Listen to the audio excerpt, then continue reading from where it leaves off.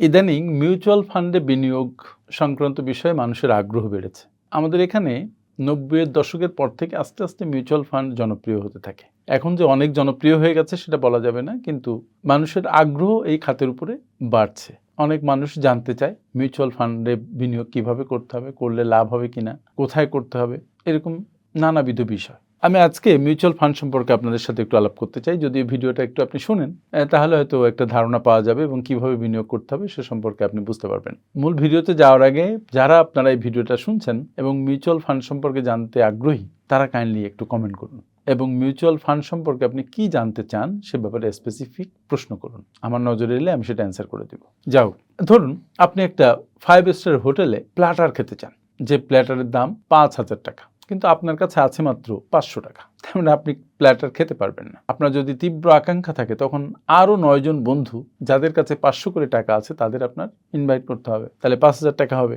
আপনি প্ল্যাটারটা কিনতে পারবেন এবং ১০ জন বন্ধু মিলে ভাগ করে প্ল্যাটারটা খেতে পারবেন। মিউচুয়াল ফান্ড ঠিক এভাবেই কাজ করে। কিরকম? অনেকের কাছ থেকে ছোট ছোট টাকা সংগ্রহ করে কোনো অ্যাসেট ম্যানেজমেন্ট কোম্পানি, করার পরে তারা কোনো ইকুইটিতে, কোনো শেয়ারে এই টাকাটা বিনিয়োগ করে বা কোনো রিয়েল এস্টেটে টাকাটা বিনিয়োগ করে সেখান থেকে লাভ পায়। আর আপনাকে কি দেয়? আপনি যেটুকু টাকা বিনিয়োগ করেছেন সেই অনুপাতে আপনাকে ইউনিট দেয়।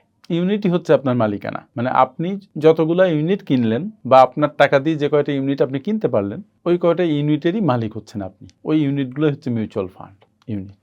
আমাদের দেশে শেয়ার বাজারে বিনিয়োগ নিয়ে মানুষের মধ্যে এক ধরনের ভীতি কাজ করে। ১৯৯৬ সালে শেয়ার বাজারের পতন, ২০১০ সালে শেয়ার বাজারের সাংঘাতিক পতন, এগুলো মানুষকে ভীত সন্ত্রস্ত করে তোলে। আপনি দেখবেন অনেক ফিল্ম আছে যেখানে শেয়ার বাজারে বিনিয়োগ করে সর্বশান্ত হয়ে বিনিয়োগকারী আত্মহত্যা করেছে। বাস্তব জীবনে এমন ঘটনা ঘটেছে। এই জন্য শেয়ার বাজারে বিনিয়োগ বা মিউচুয়াল ফান্ডে বিনিয়োগ সংক্রান্ত বিষয়ে মানুষের ভীতি আছে। কিন্তু একটা বিষয় হচ্ছে, শেয়ার বাজারে বিনিয়োগ করা আর মিউচুয়াল ফান্ডে বিনিয়োগ করার মধ্যে বেশ কিছু পার্থক্য আছে। শেয়ার বাজারে আপনার বিও অ্যাকাউন্ট খুলে আপনি নিজে বিনিয়োগ করছেন, তার ঝুঁকি, তার সম্ভাবনা, ভালো না খারাপ, সবকিছু আপনাকে বিবেচনা করতে হচ্ছে। কিন্তু মিউচুয়াল ফান্ড কিন্তু আপনি পরিচালনা করছেন না। মিউচুয়াল ফান্ড পরিচালনা করছে তারা যারা এই ব্যাপারে অনেক বেশি দক্ষ পেশাদার, তাদের এই ব্যাপারে ট্রেনিং আছে, উচ্চ শিক্ষা আছে। তারা এই মার্কেট অ্যানালাইসিস আপনার চেয়ে অনেক ভালো বুঝে এবং তারাই কিন্তু আপনার কাছ থেকে ফান্ড নিয়ে মিউচুয়াল ফান্ড গঠন করছে, করে তারা বিনিয়োগ ডিসিশন নিচ্ছে। ফলে তাদের বিনিয়োগ ডিসিশন নেয় আর আপনার বিনিয়োগ ডিসিশন নেয় এক নয়। শেয়ার বাজারে যে পরিমাণ রিস্ক থাকে, মিউচুয়াল ফান্ডে বিনিয়োগ করে আপনার জন্য কম রিস্কি। পরিসংখ্যান বলে, যদি খুব খারাপ বাজার হয় এবং যারা ফান্ড ম্যানেজ করে তারা যদি সাংঘাতিক পরিমাণের দক্ষ নাও হয়, তবুও ৭-৮ বছরের জন্য বিনিয়োগ করলে মিউচুয়াল ফান্ডে যে রিটার্ন পাওয়া যায়, সেটা ব্যাংকে ডিপোজিট রাখলে যে রিটার্ন পাওয়া যায় তার চাইতে মোটামুটি বেশি হয়। এফডিআর এ বিনিয়োগ করলে যেখানে রিটার্ন ৭ থেকে ৮-৯% পর্যন্ত হয়, সেখানে মিউচুয়াল ফান্ডে লং টার্মে বিনিয়োগ করলে রিটার্ন ১৫ থেকে ২০-২২% পর্যন্ত হতে পারে বা তারও বেশি হয়ে যায়। আরেকটা কথা, দীর্ঘমেয়াদী মানে ১০ বছর বা তার বেশি সময়ের জন্য যদি আপনি মিউচুয়াল ফান্ডে বিনিয়োগ করেন, তাহলে আপনার লস হওয়ার সম্ভাবনা থাকবে না বললেই চলে। এখন ব্যাপার হচ্ছে, মিউচুয়াল ফান্ড কেনা মানেই কি আপনি শুধু শেয়ার বাজারে বিনিয়োগ করছেন? না। অনেকেরই ধারণা থাকে যে মিউচুয়াল ফান্ড যারা ম্যানেজ করে তারা আপনার কাছ থেকে বা আপনার মতো অন্য মানুষদের কাছ থেকে টাকা পয়সা নিয়ে শুধু শেয়ার মার্কেটে বিনিয়োগ করে। কথাটা ঠিক নয়। মিউচুয়াল ফান্ডের টাকা সংগ্রহ করে অ্যাসেট ম্যানেজমেন্ট কোম্পানি আপনারই টাকা, অন্যদের টাকা, তারা শেয়ার বাজারে বিনিয়োগ করতে পারে, তারা ডেট ফান্ডে বিনিয়োগ করতে পারে। ডেট ফান্ড মানে হচ্ছে সঞ্চয়পত্র, গভর্নমেন্টের ট্রেজারি বিল, ট্রেজারি বন্ড, এইসব ক্ষেত্রে তারা গোল্ড ফান্ডে বিনিয়োগ করতে পারে, তারা রিয়েল এস্টেট ফান্ডে বিনিয়োগ করতে পারে। মানে বড় বড় আবাসন প্রকল্পে ছোট ছোট বিনিয়োগ তারা করতে পারে। এখন প্রশ্ন আসে যে মিউচুয়াল ফান্ডের সুবিধাগুলো কি কি? তার মানে হচ্ছে, কেন আপনি আপনার জমানো টাকা ব্যাংকে না রেখে, বালিশের তলায় না রেখে মিউচুয়াল ফান্ডে বিনিয়োগ করবেন? মূলত 4টি কারণে আপনি মিউচুয়াল ফান্ডে বিনিয়োগ করবেন। নাম্বার 1 কারণ হচ্ছে ডাইভার্সিফিকেশন। যেমন ধরুন আপনার কাছে হয়তো ৫,০০০ টাকা আছে, সেটা আপনি স্কয়ার ফার্মা বা গ্রামীণ ফোনের মতো শেয়ারে বিনিয়োগ করলেন। যদি এই দুটো কোম্পানির শেয়ার ভালো করে আপনি ভালো করলেন, যদি খারাপ করে খারাপ করলেন। কিন্তু মিউচুয়াল ফান্ডের যারা ম্যানেজার, যারা মিউচুয়াল ফান্ড বিনিয়োগ করে, তারা আপনার মতো আরও অনেক মানুষের কাছ থেকে টাকা নিয়ে তারা হয়তো 50টা কোম্পানিতে বিনিয়োগ করলো। তার মানে তাদের ঝুঁকিকে ভাগ হয়ে গেল 50টা কোম্পানির মধ্যে। এতে সুবিধাটা হচ্ছে যে 2-3টে কোম্পানিতে যদি লসও হয়, তাহলে বাকি যে কোম্পানিগুলো থাকলো সেই কোম্পানিগুলো থেকে লাভ করে তারা আপনাকে পুষিয়ে দিতে পারবে। পারবে। তাহলে ডাইভার্সিটি এমন একটা জিনিস যেটা আপনার ঝুঁকিকে কমিয়ে দেয়। তারপরে 2 নাম্বার হচ্ছে পেশাদার ব্যবস্থাপনা। তার মানে এটা ব্যবস্থাপনা কারা করছে? তারাই করছে যারা এই ক্ষেত্রে বিশেষজ্ঞ, যারা এই ক্ষেত্র সম্পর্কে পড়াশোনা করেন, অ্যানালাইসিস করেন, রিসার্চ করেন, তাদের সারাদিনের কাজই এটা। সুতরাং আপনি ম্যানেজ করলে যতটা লাভ হওয়ার সম্ভাবনা থাকে, যারা পেশাদার তারা ব্যবস্থাপনা করলে বা ম্যানেজ করলে লাভ হওয়ার সম্ভাবনা অনেকটা বেড়ে যায়, লস হওয়ার সম্ভাবনা কমে যায়। তারা জানে শেয়ার কখন কিনতে হয় এবং কখন বিক্রি করতে হয়। তারপরে এক্সপেন্স রেশিও। শেয়ার বাজারে যদি ব্রোকারেজ হাউসে যে আপনি আপনার শেয়ার কেনা বেচা করেন, তাহলে আরেকটা রিস্ক হচ্ছে যে এখানে cost is much higher than the cost of the asset management company. Asset management company তারা যে ইয়ারলি খরচ নেয় আপনার ফান্ড ম্যানেজ করার জন্য, এটা বেশ কম শেয়ার বাজারে আপনি নিজে বিনিয়োগ করার চাইতে। আর 4 নম্বর যে সুবিধাটা সেটা হচ্ছে লিকুইডিটি বা তারল্য।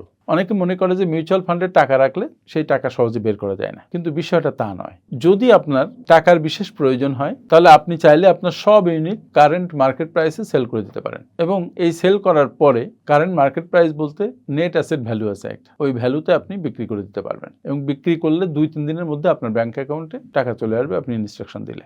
এরপরে একটা বিষয় আছে এসআইপি, সিস্টেমেটিক ইনভেস্টমেন্ট প্ল্যান। এটা কিন্তু মূলত জাদুর মতো। যারা একবারে অনেক টাকা বিনিয়োগ করতে পারেন না তারা চাইলে অ্যাসেট ম্যানেজমেন্ট কোম্পানিতে যে ডিপিএস এর মতো প্রতি মাসে টাকা জমা করতে পারেন এবং প্রতি মাসে বিনিয়োগ করতে পারেন। ইভেন এটা প্রতি মাসে আপনি 500 টাকা, 1000 টাকা, 5000 টাকা, 10,000 টাকা এই হারে বিনিয়োগ করতে পারেন। যদি আপনি প্রতি মাসে 5,000 করে টাকা বিনিয়োগ করেন এবং 15 বছর ধরে এটা চালান, এবং যদি গড় রিটার্ন 15% হয়, তাহলে আপনার মোট বিনিয়োগ হবে 9 লাখ টাকা। কিন্তু ম্যাচুরিটিতে আপনি প্রায় 34 থেকে 35 লক্ষ টাকা পাবেন। আর এই যে কম্পাউন্ডিং এর যে জাদু, এটা কিন্তু মিউচুয়াল ফান্ডের বা এসআইপির সবচেয়ে বড় শক্তি। তবে কি এখানে সীমাবদ্ধতা নেই? এখানে কি ঝুঁকি নেই? আছে। জীবনের প্রতিটা ক্ষেত্রেই ঝুঁকি আছে। যেমন বাজারের ঝুঁকি, শেয়ার বাজারে যদি বড় কোনো ধস নামে তাহলে তার প্রভাব মিউচুয়াল ফান্ডে পড়বেই। তবে যারা দীর্ঘমেয়াদী বিনিয়োগকারী তাদেরও এখানে চিন্তার খুব বেশি কিছু নেই। Just buy and forget, wait for long term return. তারপরে কোম্পানিগুলোর প্রচারণার লোভ। অনেকক্ষণ কোম্পানিগুলো প্রচারণার লোভ সামলাতে পারে না, তারা তাদের খারাপ ফান্ডগুলো খুব ভালো ফান্ড বলে প্রচার করে। আর সেজন্য এখানে একটা পরামর্শ হচ্ছে, যখন কোনো ফান্ডে আপনি বিনিয়োগ করবেন, সেই কোম্পানির ফান্ডের গত 5 বছরের বিনিয়োগের উপরে কেমন রিটার্ন দিয়েছে সেটা দেখবেন। এটা আপনি চেক করতে পারবেন, অ্যাভেলেবল। 3 নম্বর পয়েন্ট হচ্ছে প্যানিক রিডেমশন। বাজার একটু যদি পড়ে যায় তাহলে মানুষ কিন্তু ভয়ে টাকা তুলে নেয়, এবং সেই ক্ষেত্রে ফান্ড ম্যানেজার যারা, তাদের উপরে প্রেশার পড়ে, তখন তারা লসে বা কম দামে তাদের অধীনে থাকা যে বিনিয়োগ ইনস্ট্রুমেন্টগুলো সেগুলো এনক্যাশ করে ফেলে, সেল করে ফেলে। এখানে আমি বলবো ধৈর্য ধরাটা খুব দরকার। এবার আরেকটা বিষয় নিয়ে একটু কথা বলি, যে আপনার জীবনের ফিনান্সিয়াল যে লক্ষ্য, সেই লক্ষ্য অনুযায়ী আপনি বিনিয়োগ করবেন। বিনিয়োগ শুড বি পারপাসফুল। যেমন সন্তানের উচ্চশিক্ষা, এটা আপনার সন্তানের বয়স অনুসারে 10 বছর থেকে 15 বছর পর্যন্ত মেয়াদে আপনি বিনিয়োগ করেন। তবে আপনি অবসরের জন্য বিনিয়োগ করছেন, তাহলে যদি 25 বছর পরে আপনি অবসর নেন, তাহলে এখন থেকে আপনি প্ল্যান রয়েছে সেই পরিমাণে বিনিয়োগ করেন। ইনস্ট্রুমেন্টগুলো বেছে নেন। আপনার সমস্ত টাকা একটা ইনস্ট্রুমেন্টে রাখার কোনো দরকার নেই, ডাইভার্সিফাই করুন। তারপর ধরেন বিলাসিতার জন্য যদি আপনি বিনিয়োগ করতে চান, যে 1 বছর 2 বছর পরে আপনি বিদেশ ভ্রমণে যাবেন, সেটাও একটা কারণ হতে পারে। আপনার ফিনান্সিয়াল নিড হবে, সেই নিডকে ফুলফিল করার জন্য এখানে আপনি বিনিয়োগ করবেন। তবে বিনিয়োগের আগে মিউচুয়াল ফান্ডে বিশেষ করে আপনাকে বুঝতে হবে যে বিনিয়োগ মিউচুয়াল ফান্ডে কিন্তু কোনো জাদুকরি কোনো ব্যাপার না, বা এটা কিন্তু কোনো লটারি নয়। এটা হলো ধৈর্য আর শৃঙ্খলার খেলা।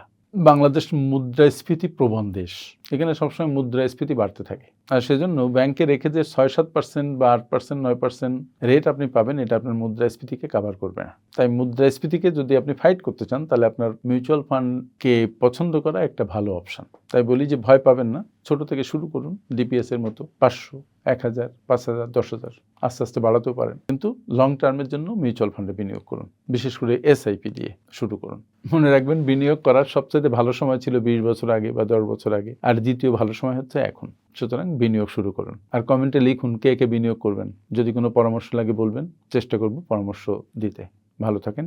আমার সাথে এতক্ষণ থাকার জন্য অনেক ধন্যবাদ। আসসালামু আলাইকুম।